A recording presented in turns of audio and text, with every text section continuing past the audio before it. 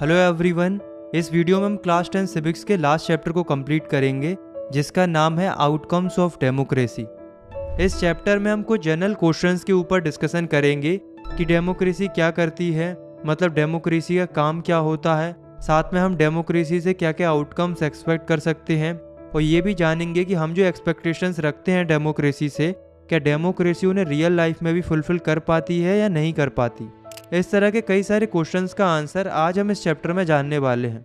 तो चलिए स्टार्ट करते हैं।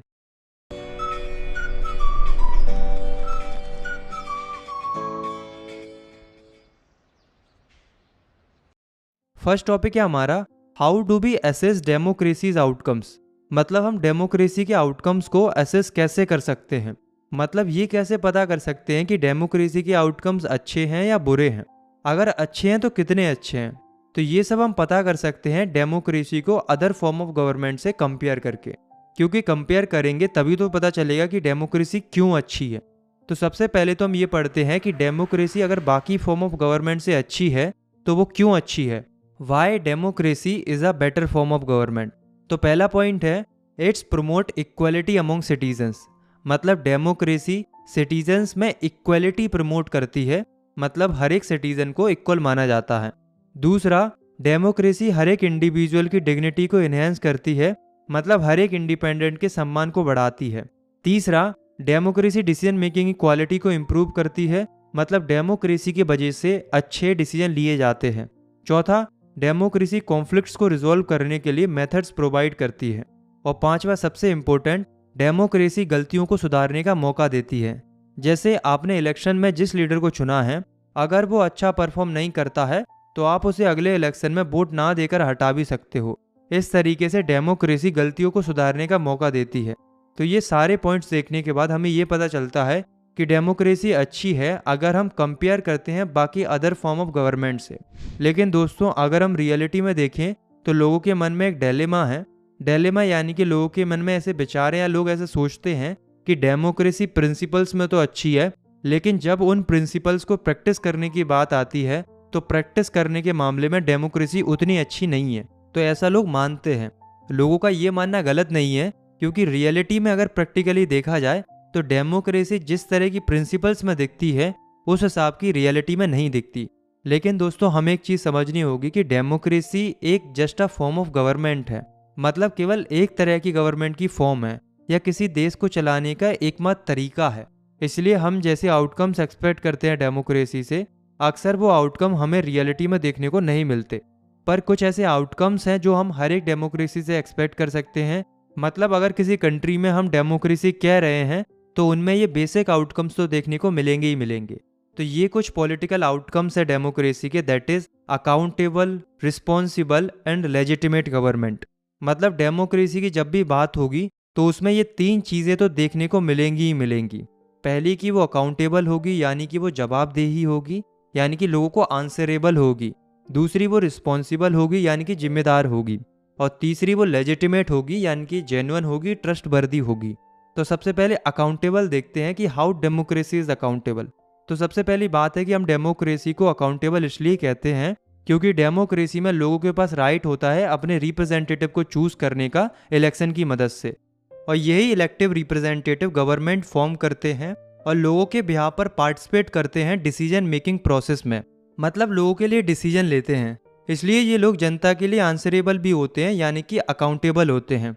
और जिन इलेक्टिव रिप्रेजेंटेटिव को हमने चुना है वो अच्छे से काम कर रहे हैं या नहीं कर रहे हैं, ये भी लोगों को पता होता है, क्योंकि हमारी डेमोक्रेसी में ट्रांसपेरेंसी होती है।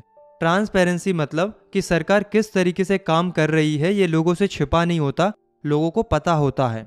इसलिए लोगों को अगर ये लगता है कि उनके चुने गए रिप्रेजेंटेटिव सही से काम नहीं कर रहे हैं तो लोगों के पास पूरा मौका होता है कि वे अगली बार इलेक्शन में उन्हें ना चुनकर अपनी मर्जी से नए रिप्रेजेंटेटिव भी चुन सकते हैं। दोस्तों, कई सारे लोगों का मानना ये है कि जो डेमोक्रेटिक गवर्नमेंट होती है वो नॉन डेमोक्रेटिक गवर्नमेंट के कंपैरिजन में थोड़ी कम इफिशिएंट होती है, यानी कि बाकी नॉन डेमोक्रेटिक गवर्नमेंट के कंपैरिजन में डेमोक्रेसी उतनी फास्ट नहीं होती। तो ऐसा लोग क्यों सोचते हैं? तो ऐसा लोग इसलिए सोचते हैं क्योंकि जो नॉन डेमोक्रेटिक गवर्नमेंट होती है उनकी डिसीजन मेकिंग प्रोसेस बहुत क्विक होती है और इफेक्टिव होती है, क्योंकि नॉन डेमोक्रेटिक गवर्नमेंट में जो रूलर होते हैं उन्हें किसी से पूछना नहीं पड़ता, वे खुद में ही इंडिपेंडेंट होते हैं। इसलिए वे डेमोक्रेटिक गवर्नमेंट के कंपैरिजन में क्विक डिसीजन ले पाते हैं। लेकिन वहीं अगर हम डेमोक्रेटिक गवर्नमेंट की बात करें तो वो अकाउंटेबल होती है, उन्हें लोगों को आंसर करना पड़ता है। इसलिए डेमोक्रेसी में डिसीजन मेकिंग में बहुत टाइम लगता है, क्योंकि डेमोक्रेसी में सारे लोग मिलकर डिसीजन लेते हैं और पूरी जनता के हिसाब से डिसीजन लेते हैं। यानी कि डेमोक्रेसी बेस्ड होती है आइडिया ऑफ डिलेबरेशन और निगोशिएशन के ऊपर।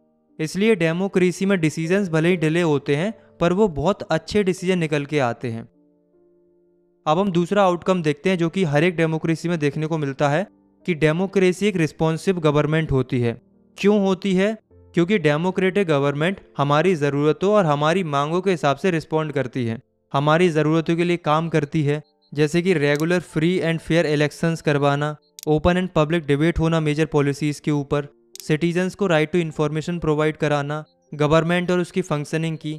तो इन सारी ज़रूरतों के लिए डेमोक्रेटिक गवर्नमेंट ही रिस्पॉन्सिबिलिटी लेती है।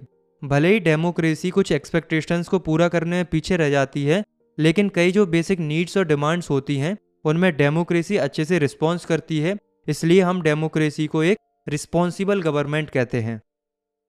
तीसरा है, डेमोक्रेसी साथ ही साथ लेजिटिमेट भी होती है, यानी कि जेन्युइन या ट्रस्टवर्दी होती है, जिस पर हम भरोसा कर सकते हैं, क्योंकि इसमें रेगुलर इलेक्शन होते हैं और हम अपने मनपसंद रिप्रेजेंटेटिव्स चुनते हैं।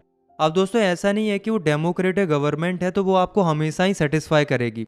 कभी कभी हम डिससेटिस्फाई भी हो सकते हैं, हम उसे धीमा कह सकते हैं, लेस इफिशिएंट कह सकते हैं, पर हमें ये चीज़ समझनी होगी कि डेमोक्रेसी में लोगों को चुना तो हमने ही है, और जब हमने ही चुना है तो हम उसे बेकार कैसे कह सकते हैं।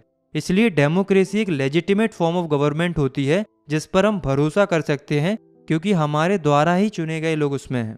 आए समझ में? तो ये थे बेसिक आउटकम्स जो कि हर एक डेमोक्रेसी में देखने को मिलते हैं। लेकिन अब हम जिन आउटकम्स को पढ़ने जा रहे हैं वो है economical outcome, economic growth and development. मतलब अब हम डेमोक्रेसी के इकोनॉमिकल आउटकम्स देखते हैं, मतलब डेमोक्रेसी की वजह से इकोनॉमिक आउटकम्स क्या निकले। तो अभी फिलहाल आउटकम से पहले हम ये जानते हैं कि हम डेमोक्रेसी से एक्सपेक्ट क्या करते हैं। तो हम डेमोक्रेसी से यही एक्सपेक्ट करते हैं कि हमें गुड गवर्नेंस देखने को मिले, मतलब अच्छी सरकार देखने को मिले, और साथ ही साथ अच्छी इकोनॉमिक ग्रोथ देखने को मिले कंट्री की। तो ये हम एक्सपेक्ट करते हैं डेमोक्रेसी से। तो ये बात हुई एक्सपेक्टेशंस की।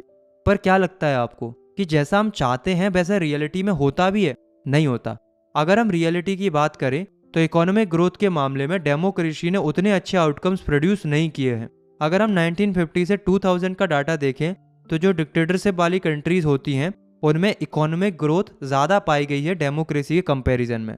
अब आप लोग ये मत समझने लगना कि इकोनॉमिक ग्रोथ अगर डेमोक्रेसी की कम है डिक्टेटरशिप से तो डेमोक्रेसी को छोड़ देते हैं और डिक्टेटरशिप को पकड़ लेते हैं। तो यहाँ पर आपको ये समझना होगा कि ये जो इकोनॉमिक ग्रोथ है वो केवल डेमोक्रेसी से नहीं होती, बल्कि कुछ मेजर फैक्टर्स भी होते हैं जिनसे एक्चुअल में इकोनॉमिक ग्रोथ पर असर पड़ता है। जैसे कि उस कंट्री की पॉपुलेशन कैसी है, ग्लोबल कंडीशंस कैसी हैं, इंटरनेशनल कॉरपोरेशन कैसा है, नेशनल प्रायोरिटीज़ कैसी हैं। इन सब से इकोनॉमिक ग्रोथ पर ज़्यादा असर पड़ता है। तो ये कहना गलत होगा कि इकोनॉमिक ग्रोथ अगर कम है तो वो केवल डेमोक्रेसी की वजह से है।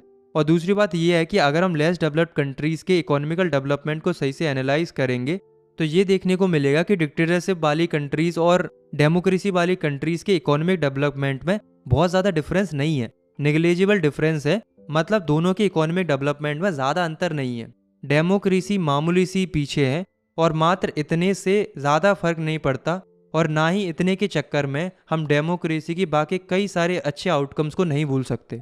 इसलिए अच्छा है कि हम डेमोक्रेसी को प्रेफर करें, क्योंकि डेमोक्रेसी के कई अदर पॉजिटिव आउटकम्स भी हैं। नेक्स्ट टॉपिक है reduction of inequality and poverty. इस टॉपिक में हम ये जानेंगे कि इनइक्वालिटी और पॉवर्टी को ख़त्म करने के मामले में डेमोक्रेसी ने क्या आउटकम निकाले। तो देखो, डेमोक्रेसी से हम क्या एक्सपेक्ट करते हैं कि डेमोक्रेसी अगर इक्वालिटी की बात करती है तो डेमोक्रेसी इकोनॉमिकल इनइक्वालिटी को भी रिड्यूस करेगी। मतलब कोई गरीब अमीर नहीं रहेगा, सब बराबर रहेंगे, क्योंकि डेमोक्रेसी तो इक्वालिटी की बात करती है ना। पर देखो, डेमोक्रेसी इक्वालिटी की बात तो करती है, पर वो पॉलिटिकल इक्वालिटी की बात करती है, ना कि इकोनॉमिक इक्वालिटी की। मतलब वो पॉलिटिकल इक्वालिटी तो दिलाती है, जैसे कि सबको बराबर नज़र से देखा जाएगा, हर एक वोट की इक्वल वैल्यू होगी, चाहे वो गरीब हो या अमीर हो। तो इस तरीके से पॉलिटिकल इक्वलिटी तो डेमोक्रेसी देती है, लेकिन वहीं अगर इकोनॉमिक इक्वलिटी की बात की जाती है तो ये ज़रूरी नहीं कि डेमोक्रेसी में सबको इकोनॉमिकल इक्वलिटी मिले, सबके पास बराबर पैसा। आप खुद ही सोचो कि सबके पास बराबर पैसा कैसे होगा?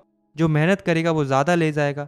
तो इकोनॉमिक इक्वलिटी के लिए डेमोक्रेसी बेस्ड नहीं है, लेकिन पॉलिटिकल इक्वलिटी ज़रूर मिलती है। इसी के चलते ऐसा देखा जाता है कि कुछ ही नंबर ऑफ लोग अल्ट्रा रिच होते हैं और ज़्यादातर वेल्थ और इनकम कुछ ही लोगों के हाथ होती है, और ज़्यादा लोगों के पास बहुत ही कम वेल्थ होती है। यानी कि डिसप्रोपोर्शनलिटी बढ़ रही है, गरीब और गरीब होता जा रहा है और अमीर होता जा रहा है। इसलिए क्या हो रहा है कि जो बॉटम के लोग हैं यानी कि गरीब लोग हैं, वो अपनी बेसिक नीड्स को ही फुलफिल नहीं कर पा रहे हैं। ये जो पुअर लोग होते हैं वो लार्ज प्रपोजन में होते हैं, इसलिए इनके पास वोट्स भी ज़्यादा होते हैं। तो इलेक्शन के टाइम पर कोई भी पार्टी ये नहीं चाहती कि ये गरीब लोग उनके वोट बैंक से बाहर जाएं। इसलिए ये सबसे बोलते तो यही है कि ये पॉवर्टी ख़त्म करेंगे, लेकिन जीतने के बाद पॉवर्टी रह ही जाती है। तो कहने का मतलब ये है कि हम डेमोक्रेसी से एक्सपेक्ट भले ही करते हैं कि कंट्री में इकोनॉमिक इक्वलिटी भी आए, सब गरीब अमीर सब समान हो जाए, पर वो एक्सपेक्टेशन ही रहती है, क्योंकि उस लेवल पर ये संभव नहीं है। तो यहाँ पर आउटकम उतना पॉजिटिव नहीं है। तो ये हमने देखा इक्वलिटी के टर्म पर। नेक्स्ट हम पढ़ते हैं एकोमोडेशन ऑफ सोशल डाइवर्सिटी।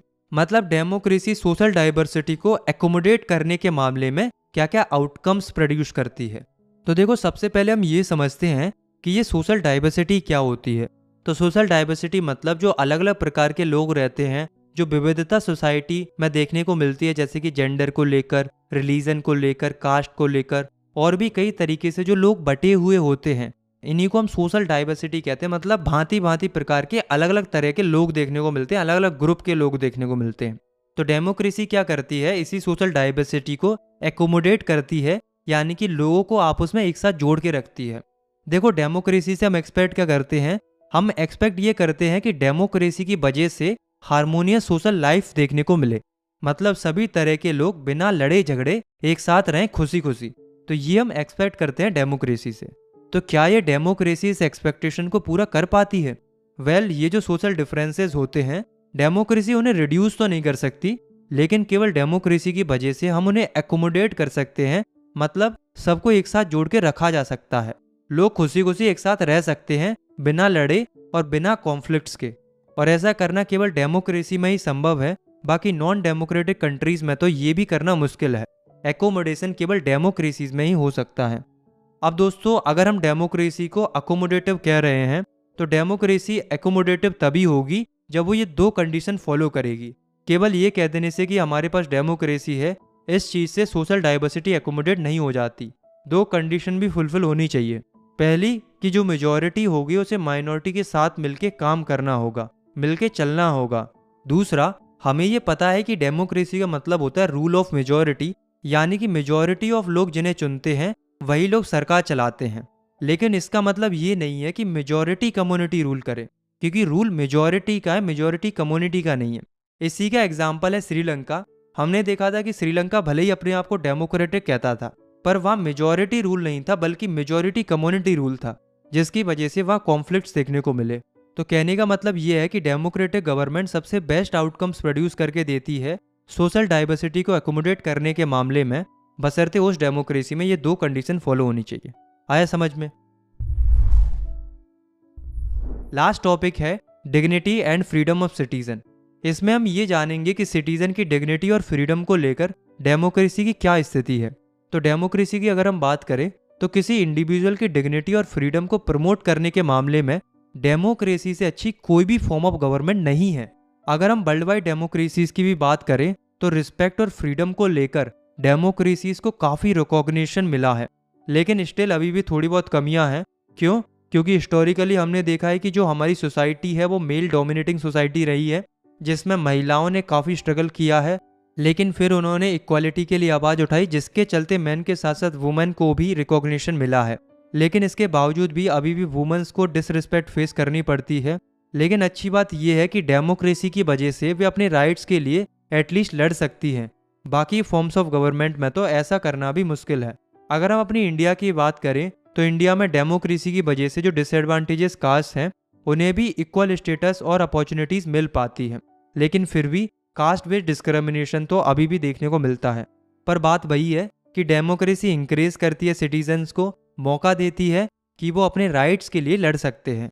तो डेमोक्रेसी लोगों की डिग्निटी और फ्रीडम के लिए बाकी फॉर्म्स ऑफ गवर्नमेंट से अच्छी साबित होती है। तो ये था हमारी सिविक्स का लास्ट चैप्टर। आई होप आपको ये वीडियो पसंद आई होगी। अगर आपको ये वीडियो पसंद आई तो लाइक कर सकते हो, चैनल को सब्सक्राइब कर सकते हो। मिलते हैं इसकी नेक्स्ट वीडियो में, तब तक के लिए टेक केयर, बाय बाय।